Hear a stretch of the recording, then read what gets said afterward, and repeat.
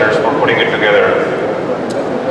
So just to add to that introduction, my current role is heading the information security risk function globally with Philips Lighting.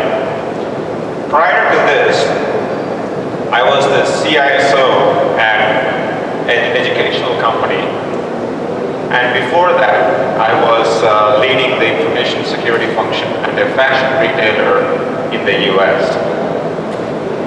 Now, all these different experiences not only help me look at different industries. You have retail, education, and manufacturing. But it also helped me to understand how different companies at different stages of their evolution treat information security risk or cybersecurity risk. It's not the same thing for everybody. What the security leader should talk to the board and what the board is expecting from this security leader is different depending on what type of organization it is and what the organization is going through at that moment. So the first organization I worked for was a high growth fashion retailer wanting to become a public company pretty soon. So there was a lot of pressure on them. The second organization was not a high growth organization. They want to maintain their market share, but also they were highly regulated. So a different type of challenge for them. And then right now, with Philips Lighting, we are making a major shift. It's not the manufacturing bulbs anymore.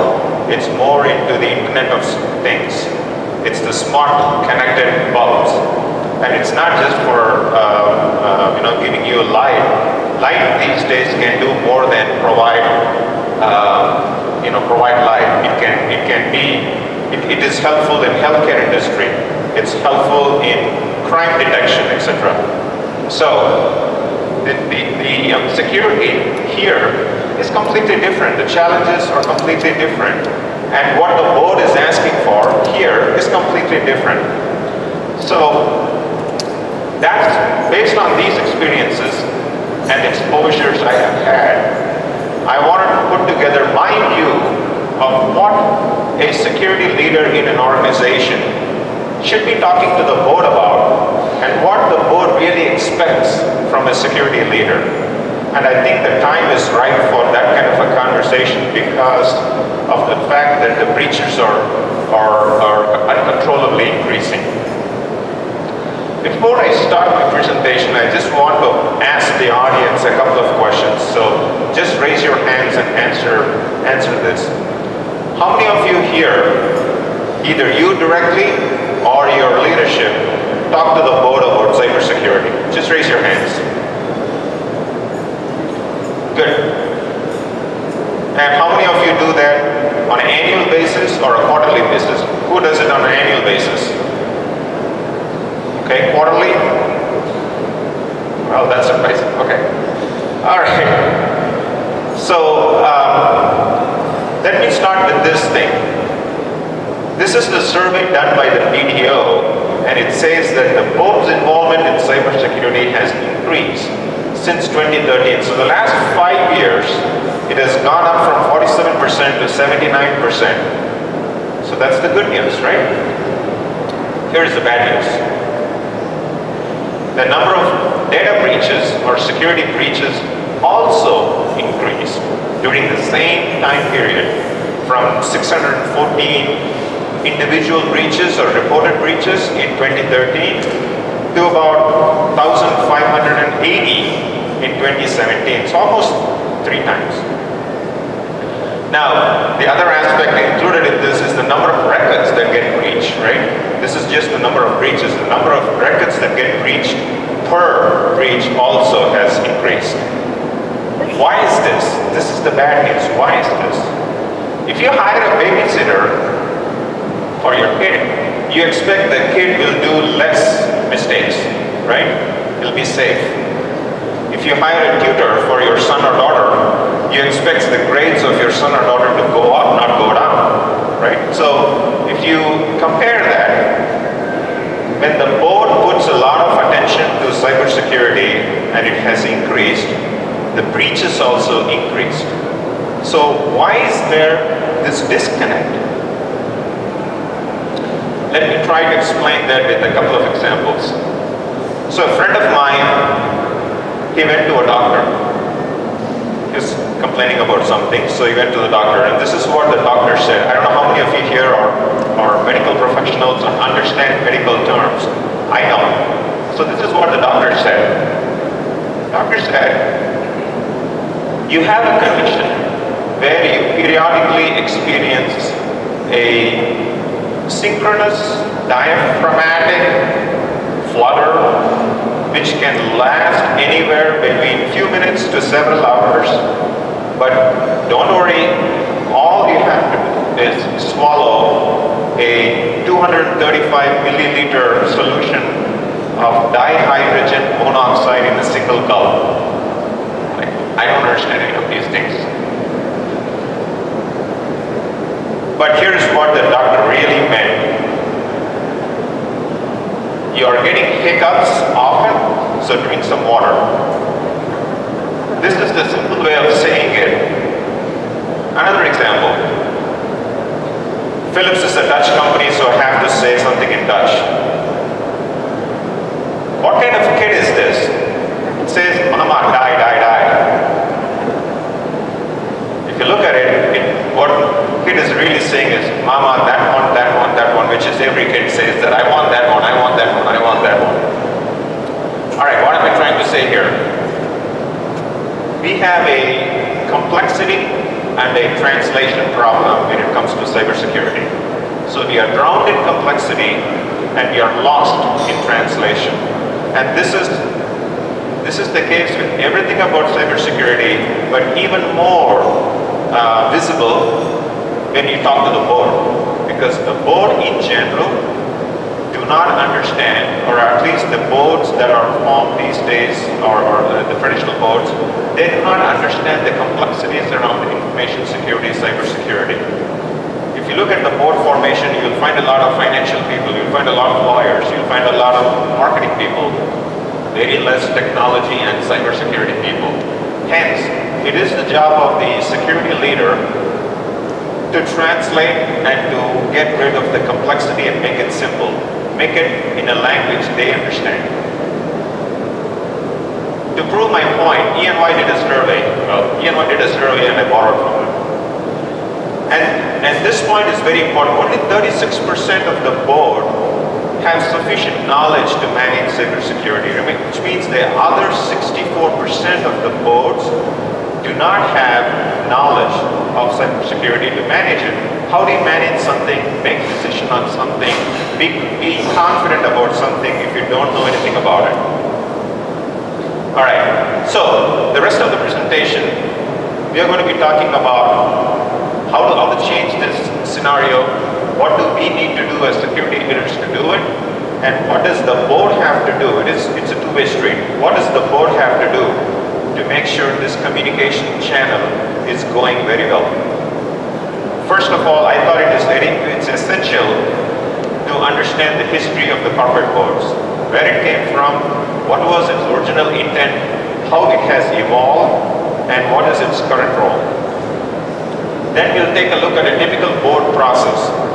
It's a typical board process. Your organization might be slightly different, but in general, a board is hired by the shareholders and they are there to hire the management and the leadership. So how does that process work?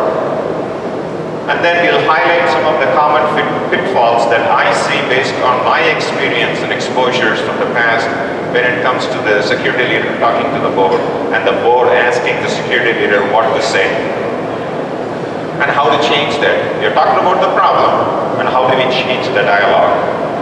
And then I will leave you at the end of the presentation with two frameworks.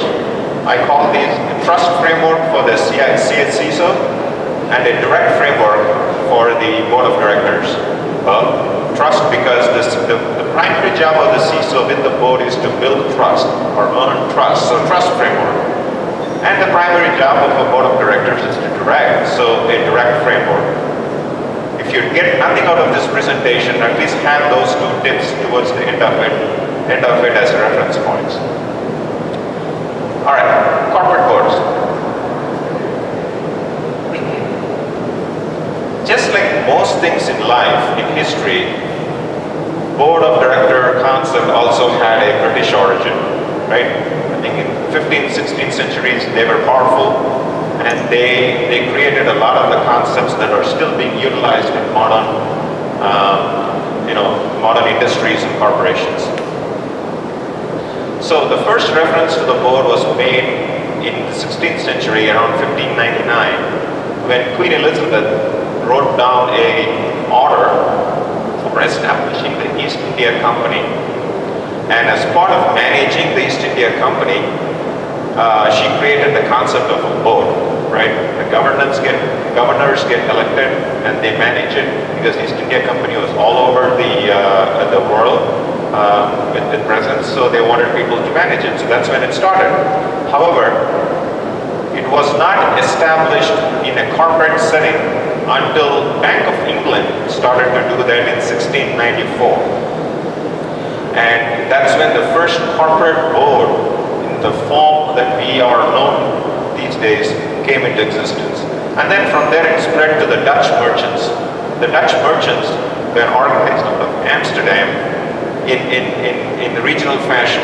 And then they thought that the concept of the board was good to manage them in a central way, apply common policies across all of them. So it went to them.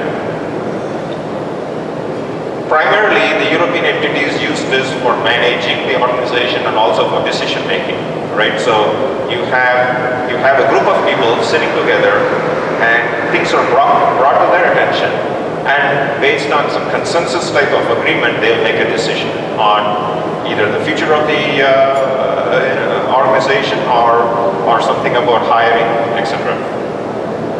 Now, parallelly at the same time, on the east side, there was a Japanese structure that was getting created. Now, the Japanese structure was slightly different from the European structure, and it goes very well with the culture of the Japanese people, which is very hierarchical, obligation-based. There's a head of the household who is also the head of the board, and then he or she has an obligation towards his subjects, and then the subjects have an obligation towards the head of the household. So it was obligation-based, and the decisions were made again in a decision form, but the head of the household made the final call on it. So from Europe, it spread west into the Americas as part of the European colonization. Again, just like everything else, the colonization brought a lot of stuff that was originated in Europe, in British, in Great Britain, into the West. One thing as human beings we do very well is, if a concept is doing good in one place of the world, the other place copies it very well. So that's how this thing spread to the West. The primary role of the board of directors initially was govern. Remember the East India Company and the governors. It was govern. That also has some political background. Even the parliament system in the UK was based on these concepts. So the representatives are elected by people. They go into the parliament and they act on behalf of the people, make decisions for the people. So that governed concept has some political roots in it, and a lot of other countries also follow that even today. And now we are coming to today. There is both a single level board of directors and a multi-level board of directors. So multi-level. Multi-level is when you have committees that are formed to focus on specific things.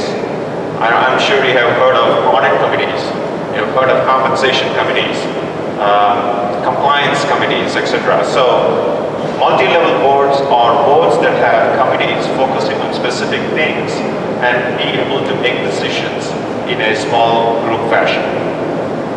Smaller companies have single boards. 5 people, 6 people, 7 people. Larger companies, sometimes the number of board members run to about 20 or 21. So they have to divide that into committees so that decisions are made in a quick fashion. So let's look at the typical board's process.